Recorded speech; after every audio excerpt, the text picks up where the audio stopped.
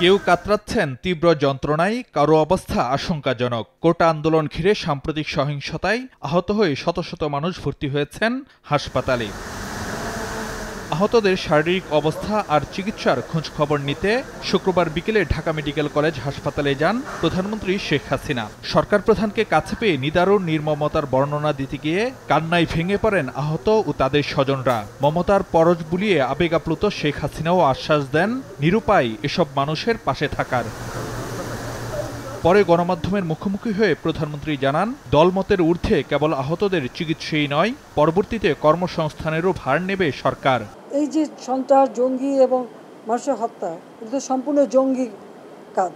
চিকিৎসার যেখানে মানুষের সেবা, সেখানেও আঘাত হানা, এর থেকে জঘন্য কাজ আর কিছু হয় না। চিকিৎসার জন্য যা যা প্রয়োজন সরকার করে যাচ্ছে এবং করবে।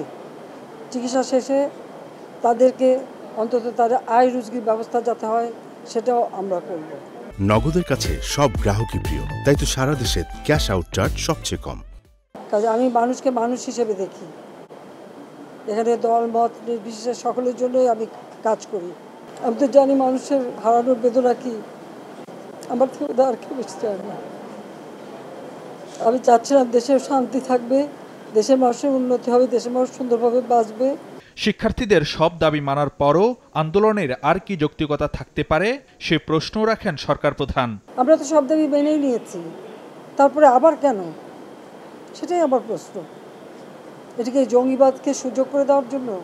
দেশবাসীকে বলে আপনারা দোয়া করেন এই যে জঙ্গিবাদ আর এর হাত থেকে যেন মানুষ মুক্তি পায়, মানুষের জীবনে যেন শান্তি আসে। এ সময় সহিংসতার বিরুদ্ধে দেশবাসীকে ঐক্যবদ্ধ থাকারও আহ্বান জানান শেখ হাসিনা।